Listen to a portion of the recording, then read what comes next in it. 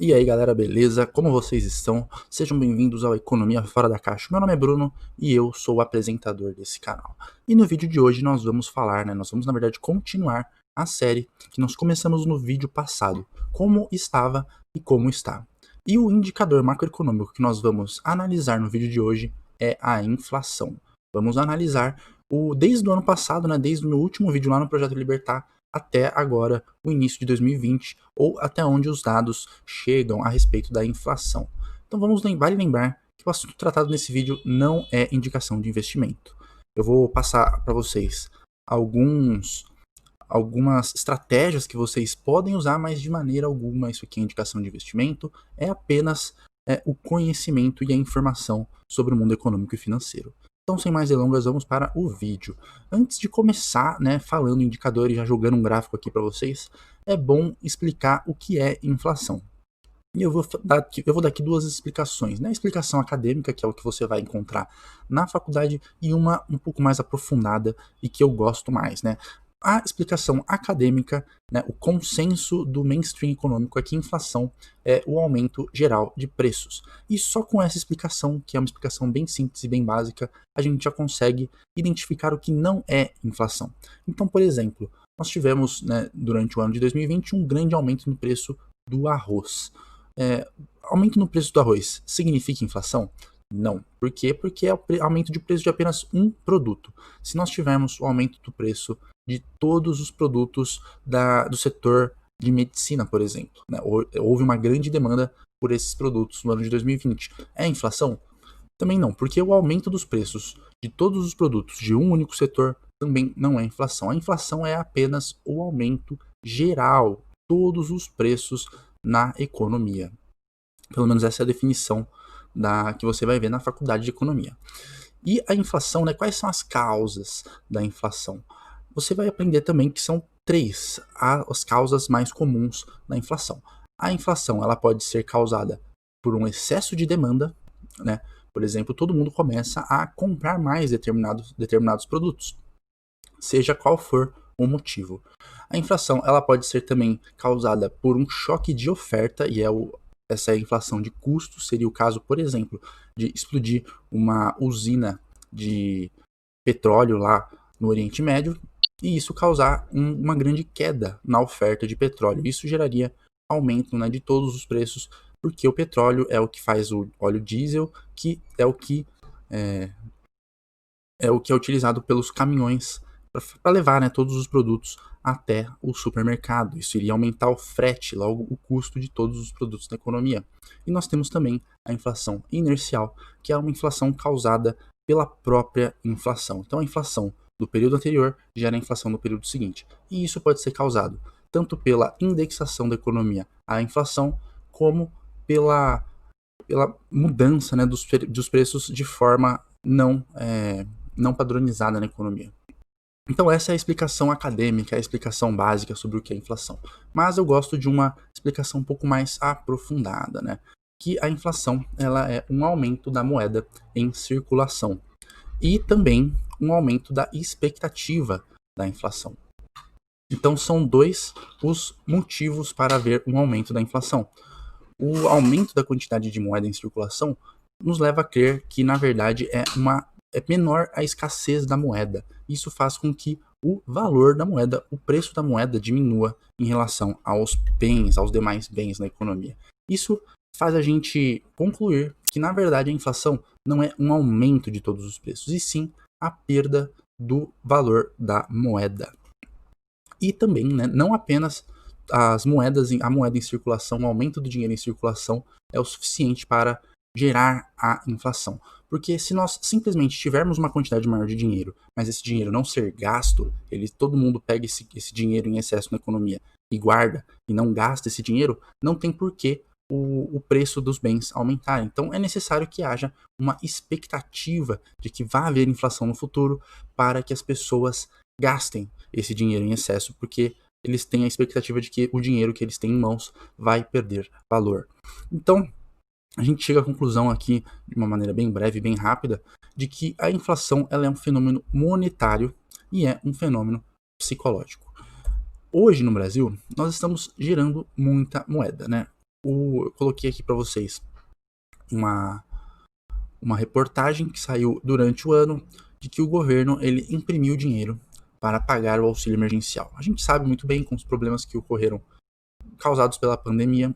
Uma das medidas que o governo tomou foi esse auxílio emergencial para que as pessoas que tiveram a sua vida impactada pelo coronavírus, perderam o emprego, tiveram que fechar as suas empresas, não ficassem desamparadas. E aqui vejam o que os especialistas vêm dizendo. A medida não aumenta a inflação, ou seja, essa impressão de dinheiro não vai aumentar a inflação. A impressão de moeda, para abastecer as agências bancárias e lotéricas que estão pagando em espécie o auxílio emergencial, não vai aumentar a inflação. As transações hoje utilizam muito mais o dinheiro digital por meio de cartões, transferências e outras opções. A impressão do papel moeda por si é uma operação que o Banco Central tende a fazer na medida que há a necessidade desse meio de pagamento em dinheiro vivo. Então, o que eles estão dizendo aqui? Essa impressão de moeda por parte do governo não vai gerar inflação, porque esse dinheiro é uma pequena quantia em comparação com a maior parte de dinheiro, né, de moeda que nós temos na economia, que é moeda digital, é moeda escritural. E realmente isso é verdade. A grande maior parte das transações que nós fazemos hoje não é em dinheiro vivo. Porém, não é por isso que um aumento, né, da circulação, um aumento da impressão de dinheiro não vai gerar inflação. Isso aqui não é o tipo de coisa. Aqui eles não explicam exatamente o porquê que um aumento na quantidade de dinheiro em circulação não vai haver inflação. Essa explicação aqui para mim dificilmente vai colar. Enquanto, né, por um lado, o governo está imprimindo mais dinheiro, nós estamos gerando mais dinheiro para combater a economia, nós vimos isso no vídeo passado, o Paulo Guedes está cuidando das expectativas de inflação. A gente vê aqui, né, uma notícia que saiu há alguns meses atrás, Guedes alerta risco de volta da hiperinflação no Brasil. E também nós tivemos, né, a introdução da nota de R$200 na economia. Aqui, o Paulo Guedes, apesar de ser um risco real, nós realmente passamos por risco de hiperinflação no Brasil, caso ele não consiga rolar a dívida pública, não é o tipo de coisa que a gente esperaria o ministro da Economia falando, porque uma coisa é eu pegar e falar, outra coisa é o ministro da Economia dizer que vai haver inflação. E a nota de R$200 também gera uma expectativa maior, apesar de que essa nota não quer dizer nada sobre a inflação futura, e sim a inflação que nós já passamos no passado, muitas pessoas acabam vinculando uma nota maior do que a nota que a gente tinha à inflação, né? Isso aí está colocando o nome inflação no noticiário e na mente das pessoas. Os especialistas, eles não podem nos dizer a verdade, porque o simples fato de dizer que nós teremos inflação no futuro pode causar medo na população. E, né, devido a esse medo, as pessoas vão acabar correndo aos mercados para fazer estoque de comida e suprimentos. Eles vão querer tirar o dinheiro que eles têm na mão em troca de bens físicos, de bens reais, porque, né, eles acreditam que no futuro aquele dinheiro que eles têm em mãos vai comprar menos. Só esse evento já será o suficiente para causar inflação. Em economia, nós dizemos, né, que isso é uma profecia autorrealizável. A crença na inflação é o suficiente para que ela se realize. Por isso que a prudência diz aos especialistas para não dizer nesses veículos de alta veiculação de notícias se vai ter inflação. Mesmo que eles tenham certeza que vai ter inflação, eles vão falar que não vai ter inflação, porque o simples fato de dizer, né, para todo mundo que vai ter inflação pode desencadear um aumento, né? Pode descontrolar a inflação. Então, né, deixando agora essa parte um pouco mais teórica de lado, vamos à prática, né? Vamos falar um pouco sobre os índices de inflação que nós temos. Eu trouxe para vocês 3 índices que são os mais famosos e mais utilizados: o IPCA, o INPC e o IGPM. O IPCA, como o próprio nome diz, né, o Índice Nacional de Preços ao Consumidor Amplo, é o índice mais amplo que nós temos. Ele é um índice que está focado no consumo das pessoas, em uma cesta de consumo, só que essa cesta de consumo ela está presente em pessoas que recebem de 1 a 40 salários mínimos. E aí a gente pega realmente quase todas as pessoas no Brasil, né? Você pega aí uma pessoa que acabou de entrar no mercado de trabalho até um desembargador, um promotor que ganha 40 mil reais por mês. O INPC, por outro lado, é como se fosse um IPCA, só que ele é muito mais específico para pessoas que recebem uma renda de 1 a 5 salários mínimos. Então a diferença entre o IPCA e o INPC são as pessoas que recebem de 6 a 40 salários mínimos. O INPC, ele demonstra, né, ele representa mais a cesta de bens de pessoas mais pobres. O IGPM, ele é totalmente diferente. Ele não é uma cesta de consumo. Ele é composto por 60% índice de preços ao produtor, né, o índice de preços no atacado, 30% de índice de preços ao consumidor, né, e aí é uma cesta de consumo, e 10% o índice de preços de construção civil, que é o valor dos imóveis. É muito interessante que a gente perceba o seguinte: o IPCA, ele é o mais utilizado, né? Então, se você comprar um título no Tesouro Direto que está protegido da inflação, ele será indexado ao IPCA. Então, você vai receber, né, o seu dinheiro que você vai ter, que você colocou naquele título, ele vai ser ajustado ao IPCA. Já o IGPM, ele é conhecido como o índice do aluguel, porque normalmente os contratos de aluguel, o reajuste de um ano para o outro é reajustado segundo o IGPM. E se você está comprando uma casa, um apartamento, se você está financiando, o reajuste é pelo índice de preços da construção civil. Então agora vamos ao gráfico. A gente percebe que o IPCA e o INPC, como eles são muito parecidos, né? Eles têm a sua metodologia muito parecida, eles acabam apresentando comportamento parecido também. A gente percebe que nos primeiros anos aqui da nossa série temporal, eles se mantiveram aqui entre 5% e 6% de inflação ao ano. No ano de 2015, né, no ano da crise brasileira, ambos os índices alcançaram 10% de inflação. 2016 e 2017 houve uma queda até chegar a 2%, e desde então, né, ele vem se mantendo em patamares menores do que antigamente, né, mas apresentando uma leve alta. A gente percebe que de 2019 para 2020, o IPCA apresentou uma queda, enquanto que o INPC apresentou uma alta. Então aqui a gente vê, né, que segundo o IPCA e o INPC, as pessoas mais pobres, né, as pessoas que recebem de 1 a 5 salários mínimos, estão sofrendo mais com a inflação. A gente vê a diferença desses dois, como a gente sabe, é as pessoas que recebem de 6 a 40 salários mínimos. Só que, segundo o IPCA e o INPC, a inflação ela está relativamente controlada, porque não foi um grande impacto causado pelo coronavírus à inflação. Não foi nem perto do que a gente percebeu na dívida e no déficit público no último vídeo. Já se a gente vê o IGPM, a gente percebe que é muito diferente, né? A gente percebe que aqui no início da série, ele é bem parecido, né? Apresentou aqui um comportamento de 5 a 7,5% de inflação ao ano. Em 2015 bateu 10, assim como o IPCA e o INPC. De 2016 a 2017 houve uma queda, e 2018 e 2019 apresentou um comportamento mais ou menos estacionário ali nos 7%. Já em 2020, ele explodiu para 22,23%. Isso é causado pelo quê? A gente percebeu que a maior parte do IGPM é o índice de preços ao produtor. E se você trabalha com rede de suprimentos, se você tem alguma empresa que você tem que comprar suprimentos, provavelmente você percebeu que no ano de 2020 foi muito difícil achar produtos. E isso, óbvio, gera um aumento do preço desses produtos. A escassez leva ao aumento de preços. E é o que a gente vem observando nesses últimos meses. Então, a gente vê também, né, que por parte do consumo houve um aumento nos preços, principalmente dos alimentos. Então, o IGPM ele nos mostra uma grande diferença, né, que o impacto do coronavírus na economia foi muito forte, principalmente para os produtores.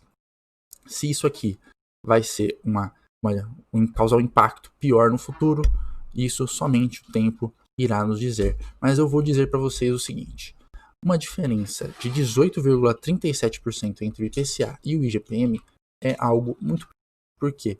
Como eu disse para vocês, o seu dinheiro, o seu salário, ele será reajustado à taxa mais baixa, enquanto que o seu aluguel, a parcela do seu apartamento, entre outras coisas, são reajustados pelo IGPM. Isso te dá uma perda no poder de compra de 18%.